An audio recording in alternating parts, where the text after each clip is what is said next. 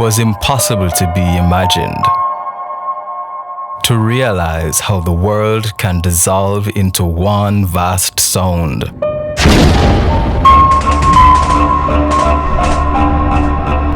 Like a wave drowning every feeling and every emotion. And nothing exists except the continuous, unbroken sound, broken every minute by the vast roar of your own gun, and punctuated constantly by the staccato tattoo of dozens of 78-pounders, pounding a practice roll like super machine gun fire. But mostly, just that sound you could feel that enveloped you and bore you up. Norman Manley.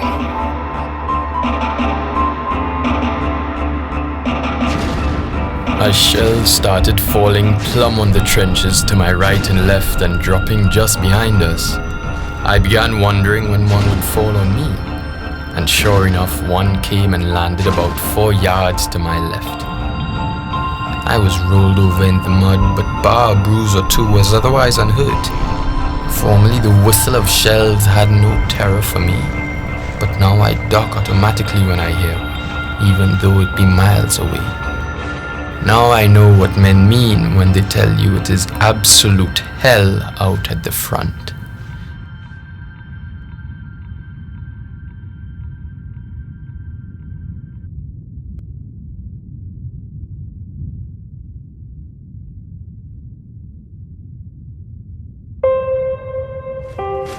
"65 million soldiers were mobilized to fight in the First World War. Initially expected to last just 4 months. In the end, the Great War dragged on mercilessly for over 4 years and cost the lives of 17 million soldiers and civilians. Armies and empires buckled under the weight of an unrelenting battle in which millions of men on both sides dug in, spending months and years in deep trenches in the ground, in a cat-and-mouse game of attack and retreat.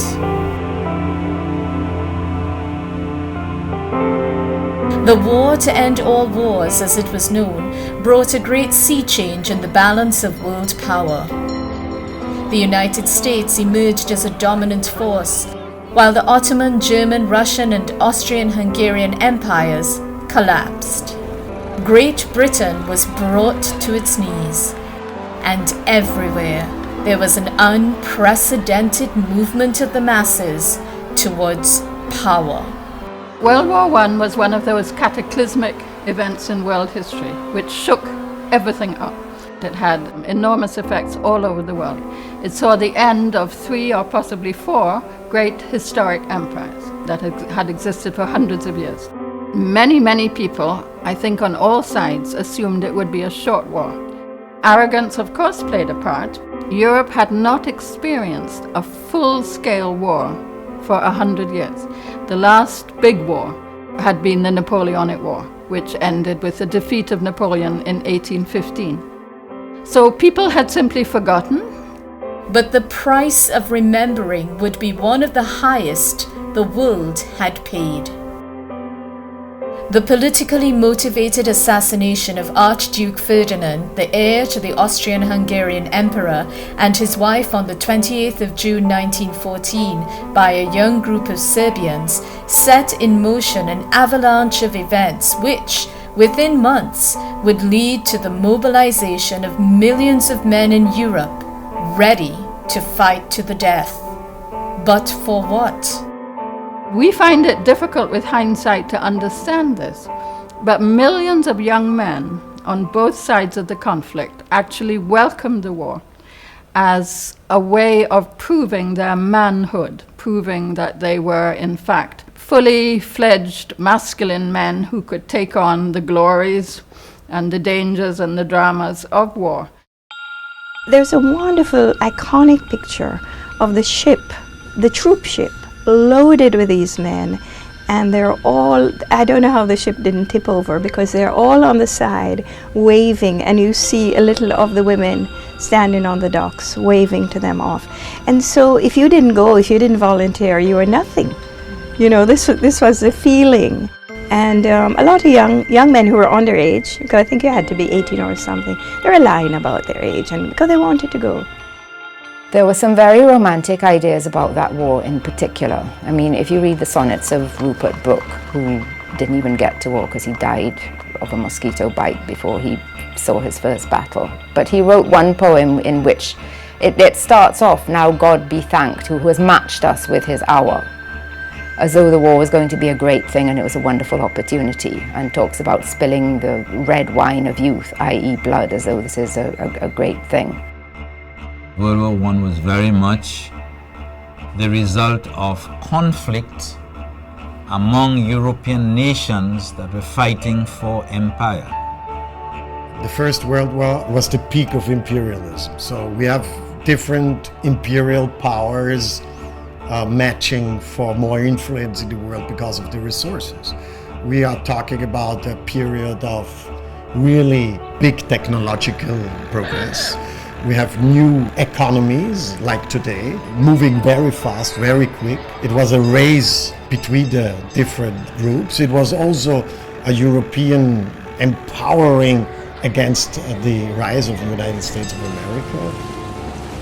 The Germans had a large empire in Africa, for example. The British had a large empire here in the Caribbean, in West Africa, in Asia. The French had a very large empire. And one of the major reasons for World War I was the clash of empires. Britain wanted to take as much as possible away from Germany, for example. Germany wanted to build up its own empire by taking away part of the French Empire. And then everybody wanted more control in the Caribbean. British, French, Dutch, Spanish.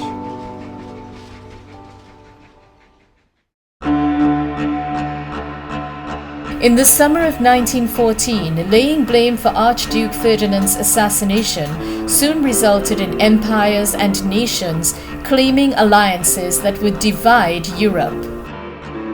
Emperor of Austria and Hungary Franz Joseph I claimed the assassination was Serbia's fault.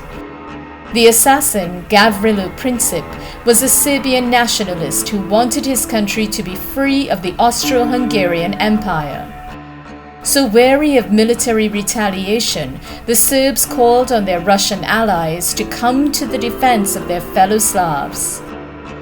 The tit-for-tat became more entrenched when Germany threw in her lot carte blanche with Austria-Hungary.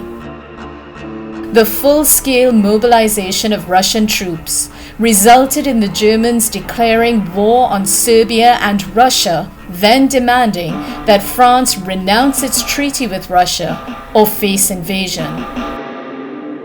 Britain threatened Germany that an invasion of neutral Belgium would mean a declaration of war. There would be no turning back. Britain was allied to France. France was allied to Russia.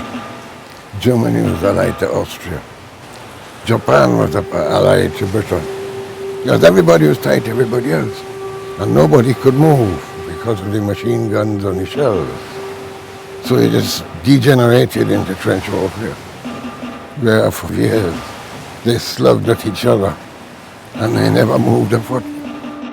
Britain was so accustomed to being the great imperial nation, she probably overlooked the fact that Germany, in fact, was a great industrial power by 1914 and had a huge and very efficient army, and of even more concern to Britain, had built up in recent decades a formidable navy, which directly challenged Britain's role as the mistress of the seas.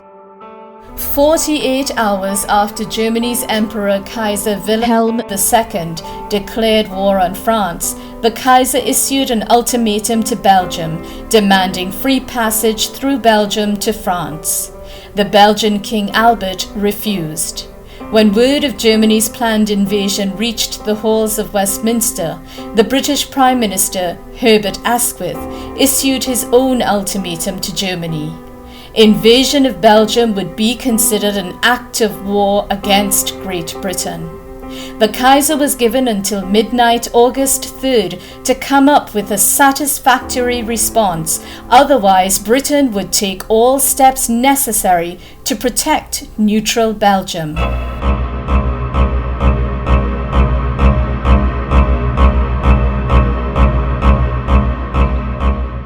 On October 27, 1914, Arthur Cipriani penned a letter to Colonel A. Dueros.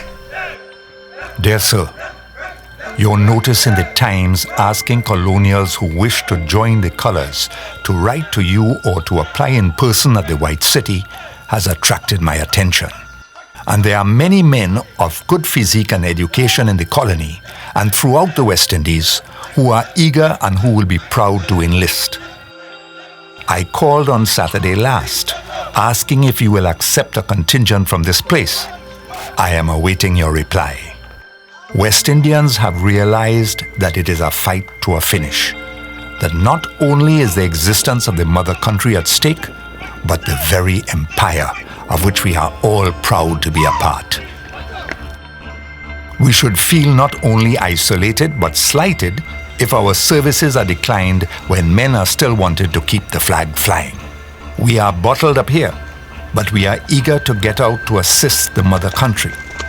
If you could use your influence in getting our little lot taken into service, this colony, the West Indies, will be deeply grateful.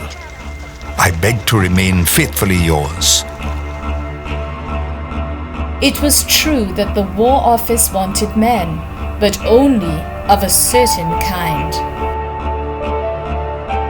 I really never knew for sure what the men thought. I'm sure they resented in a cynical way, having a darky given special authority. But I was very popular, and I think they just made the best of it. Not so my fellow non-commissioned officers. Without exception, from sergeant major through sergeants and corporals, I became intensely disliked. They disliked a situation in which a colored man shared their special rights and privileges, and they showed it in every possible way. For 2 months or so, I suffered a virtual persecution. Something had to snap. Racism is also on one of its peaks. At this time in Europe, we have scientific racism coming out of the 1880s. People began to justify racism of sometimes really abstruse scientific concepts, biologism, and so on.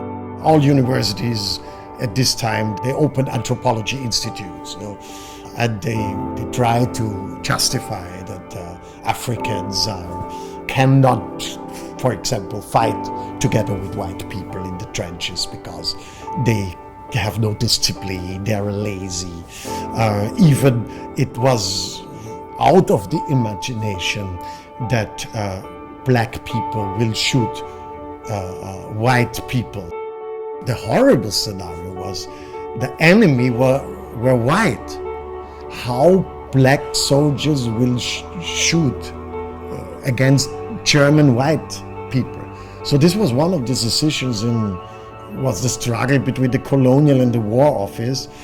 Should we use black people against white people? The problem that the West Indians faced, the ones who went up there to enlist, was twofold. One, they thought they were going up there to fight, that they were going to be defending their country. They would be soldiers, they'd be on the front line, people would respect them for that. In fact, for the most part, they weren't allowed anywhere near the front lines. They were support services, auxiliary troops who were doing the horrible things like laying telephone lines and digging trenches and driving vans up and down, driving ambulances and that kind of thing, which they had not been expecting. And secondly, a lot of the white officers treated them appallingly badly to the point where eventually they did mutiny. If West Indians went to the front lines expecting heroes' welcomes, what they were met with was a divisive system based on race and class, which was not unlike what they had left behind at home. one can summarize it by saying, if you're white, you're all right. If you're brown, stand around. If you're black, stand back. That was the judgment that was used to categorize the society. So in 1914, white people of English, French or Spanish descent still occupied the upper class, owning plantations and large businesses. A growing middle class was brown, of mixed race and black. They were doctors and lawyers, teachers and civil servants. At the bottom of the society, by far the largest group, a black and East Indian working class were, for the most part, agricultural laborers. Life in the Caribbean for the average working class man was extremely difficult. One, earnings were very low if you had a job. And two, prices were extremely high and they kept going up. There was really no social program to take care of social welfare of individuals. So life was really a constant struggle against odds that seemed always to be overtaking you. Working class people eked out a living by buying the cheapest kind of meals. You know, one of the standard item on the plate of those who were fortunate enough to be able to afford meat was tasso. Dried meat. Some people say it was horse meat, others say it was donkey meat. It was extremely hard. It had to be soaked for days and cooked for hours before people could consume it. But that was all most people could afford if you're in the working class, if you had meat at all. Once you exist, you sort of feel everything is normal until you get something better.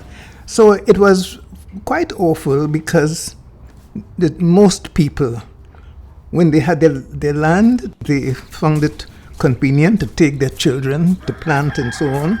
Nobody had any great expectations. It was no point of thinking that this child should go to school and be bright and so on, because what happens? Nothing. He still has to live through his life without getting any job or anything of the sort.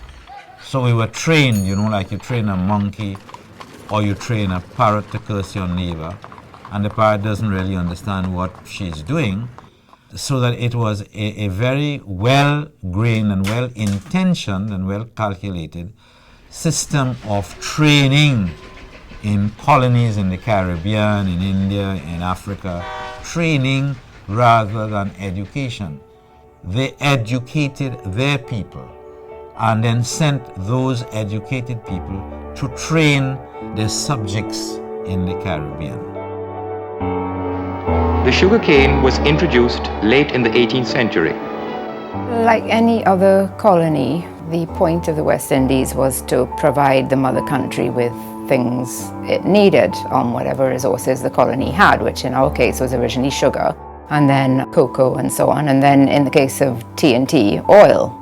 So basically the colonies were there to be exploited. I mean, even our sugar wasn't refined here. We just shipped out raw sugar and they got the benefit of the additional profit that came from having it refined in the UK. Meanwhile, giving the colonials the impression that in return the mother country was bestowing on them the gifts of civilization, etc., to keep them sweet. Well, I think people did actually during the time of the First World War identify very closely with British identity, whether they were from the ruling class, like whether from the French Creole community or the white English community or the black community, and certainly the educated black community. And certainly from my personal experience as a child, you saw that in school, I should imagine it went on earlier, but right up until the death of King George VI, we celebrated Empire Day with British flags and things like that, sang God Save the King, Land of Hope and Glory. So I think the identity was very strong. Now underneath, boiling away, were even the very beginnings of anti-colonialism. The major manifestation of Britishness would have been via the education system, where the history you were taught was British history, about the Plantagenets and the Tudors and so on, rather than anything that had happened in this country, which would have been considered not really to have had any history, or at least not before 1797 when it became British. The whole society was socialized into an adherence to British standards, to British ideas, which were portrayed as the best. There was hardly anything that was local. There was hardly anything that was indigenous that gained any prominence. Remember, at that period, there would have been very little autonomy in political affairs. There wasn't universal suffrage, for instance. People had very little say in what happened to them. With one or two exceptions, particularly Barbados, they were all crown colonies. That meant that the governor had almost complete power to rule. There were legislative councils, but they either had no elected members at all, which was the case in Trinidad and Tobago, or they had a few, as in the case of Jamaica, but the majority in the council were nominated people. It was a very rigid system in which the governor ruled in the name of the king, and as C.L.R. James says, the governor was Father, Son, and Holy Ghost. The governor was in charge of everything. Middle-class activists were agitating for elected members in the Legislative Council and for movement towards what we would describe as more self-government. In Guyana, Hubert Critchlow, who is described as the father of Guyanese unionism, he had already established his British Guyana Labour Union, and he had organized a major Georgetown strikes and riots in 1905. So yes, organization had begun. Of course, it was a period in which there were petitions after petitions on all kinds of problems that there were, water problems, electricity problems. In 1898, the British government very arbitrarily closed down the Port of Spain Borough Council and replaced it with a nominated board of town commissioners. And from 1898, the discontent was considerable. Formed in 1897, the Trinidad Working Men's Association was an early and pivotal group in the nascent struggle for workers' rights and elected representation. Discontent erupted in 1903. It was called Mournful Monday, in which the population of Port of Spain gathered outside of the parliament and made an enormous protest.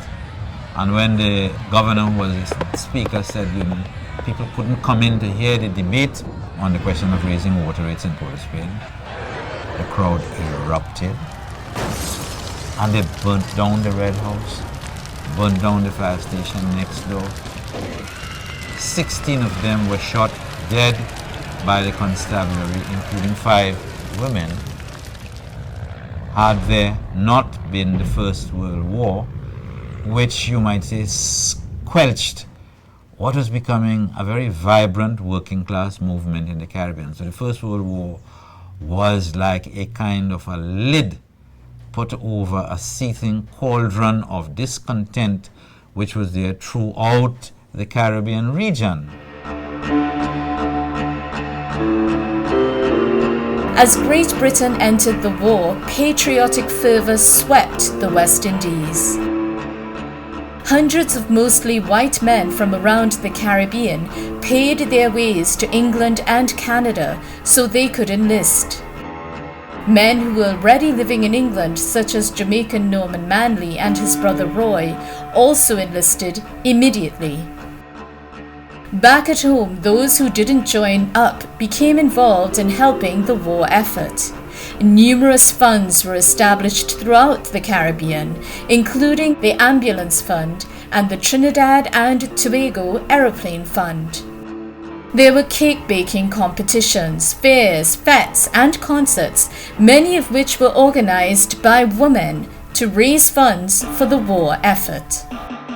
The Caribbean was so eager to contribute, governments began considering using tax dollars to send gifts to Britain. When Barbados sent £20,000 worth of sugar to England, there were irate letters to the Trinidad and Tobago newspapers criticizing the government and demanding they send £30,000 worth of cocoa. In all, the Caribbean would raise £2 million, over £120 million today, enough to pay for 9 aircraft for the naval and army services. Fundraising was undoubtedly a way that West Indians at home could do their bit for the war effort. But thousands of men across the region were eager to fight for king and country. The British Empire was at its zenith in 1914 in territorial extent and in terms of the ideology. It's not surprising then that black or brown Jamaicans or Trinidadians felt at one level a sense of pride of being part of this great empire, the greatest the world had ever seen. They were made to feel that they were part of the British Empire, they were British subjects, and that this was a privilege, and that their contribution, for instance, to the war effort would be honoured and rewarded in certain ways, which was why when the declaration of war took place, people lined up in their thousands, paid their own way to get to Britain so that they could enlist and so on. There was a sense of pride in all that. The propaganda was that we were all equal subjects of the Queen or of the King.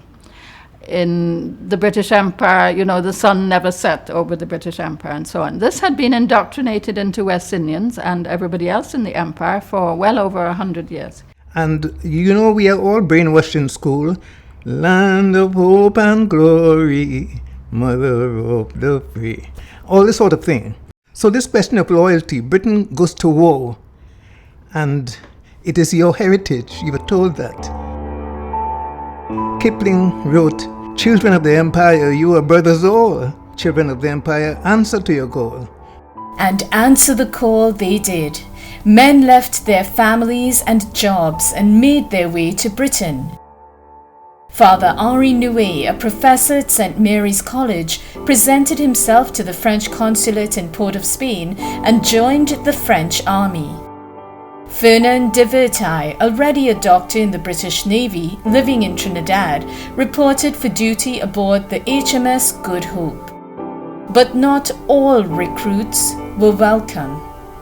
9 black Barbadians snuck aboard the SS Danube so they could play their part in the defense of the empire. Mr. Richards, the men were put to work and they did not cause any trouble. They were desirous of enlisting in the army. Mr. Gillespie, what, do they want to enlist in the Black Guards? Laughter. Detective Sergeant Holby, he had made inquiries at the local recruiting office and they told him they could not enlist because of their color. But if application was made to the War Office, no doubt they could enlist in some regiment of black men. This is a clear indication that they did not really want to encourage the black working classes to really get involved. And of course, politics is very much an indicator of racist tendencies and racist ideologies that were at play. Pan-Africanist thinker and organizer Jamaican Marcus Garvey believed that black men should be able to fight to prove their equality. Early trade unionist W.G. Hinchcliffe opined that after the war, black soldiers on whom the laurels will fall, which must eventually lift the standard of the African race and cause oppression into oblivion, to fall. The British Army said at the beginning of the war, when they thought the war will be over until Christmas in 1914, that we don't need these people because they are not good. That's not good material. If we don't want that our white soldiers are in the same barracks with black soldiers. And so the West Indies' requests to raise a local regiment were repeatedly denied by the War Office. After all, it would be over soon enough. But the war was not over by Christmas. After 4 months of destructive battles along the western and eastern fronts, in Africa, the Middle East, and at sea, the war stagnated. West Indian men were among the tens of thousands of casualties. Frank Laverack is the first known casualty from Trinidad and Tobago. He died on the 6th of August 1914 aboard the HMS Amphion after the ship ran into mines. CIC alumnus Fernand de Vertay died on November the 1st when the HMS Good Hope was sunk by a German submarine. Captain John Luckett, who served in the Royal Irish Fusiliers, was one of the first victims of poison gas. Blinded and in critical condition, he was carried to a field hospital where he was left out in the open to die. With so many casualties, more and more soldiers were needed. The propaganda machine kicked into high gear, exhorting men to stand up and be counted. But still, the War Office refused the West Indies a regiment.